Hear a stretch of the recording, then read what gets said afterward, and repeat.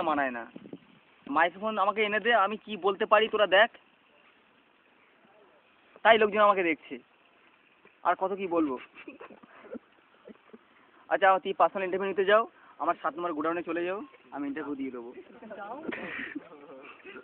7 নম্বর godown?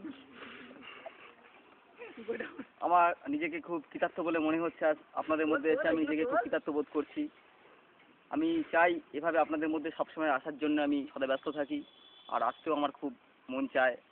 তো আজ আমি আপনাদের মধ্যে চলে এলাম আমার সাময়িক কিছু বক্তৃতার জন্য, সাময়িক কিছু নির্দেশ আদেশ যা বলবেন আমি দিতে চাই। তো প্রথমে আমি আমার সেন্ট্রাল বাহিনীকে বলছি, ইতস্তত প্রচুর এখানে জলদস্যু ঘুরে বেড়াচ্ছে, তাদেরকে আক্রমণাত্মক ভঙ্গিতে এখান থেকে অ্যারেস্ট করি। প্রচুর হায়না, প্রচুর চিতাবাঘ ঘুরে বেড়াচ্ছে ইতস্তত, তাদেরকে বধ করার জন্য আমাদের ব্রিটিশ সৈন্যরা যেভাবে খাটছে, তাদেরকে আমি অ্যাকাউন্টে আমি ক্রেডিট কার্ডের মাধ্যমে পেমেন্টটা দেবো। আর যারা আকাশপথে উড়ে বেড়াচ্ছেন তাদের আকাশ বাহিনীকে বলছি, যেভাবে আমাদের আপনারা হেল্প করছেন।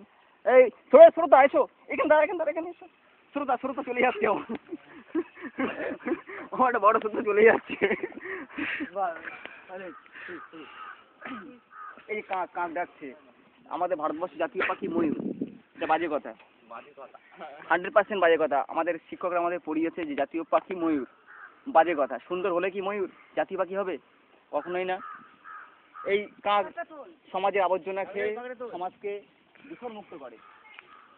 যে সমাজকে পরিচ্ছন্নতার মধ্যে দিয়ে রাখে সে হচ্ছে জাতীয় পাখি, জাতীয় কর্মী। তো শুধু ভারতবর্ষে নয়, পৃথিবীর যেসব রাষ্ট্রে কাক আছে তাদেরকে জাতীয় পাখির একটা মর্যাদা দেওয়া উচিত। এই জন্য আমরা জাতিপুঞ্জে যাব, সেখানে আমরা বোমাবাজি করব, গুলিবাজি করবো, ইউনিয়নবাজি করব, করে আমরা জাতীয় পাখি হিসাবে আমরা কাককে সিলেক্ট করব as a national bird all world. Crow. আরো কিছু বলার আমার অবকাশ নেই, আমার টাইম খুব শর্ট, এক্ষুনি বেরিয়ে যাব, আমার পরবর্তী ভাষণ আছে।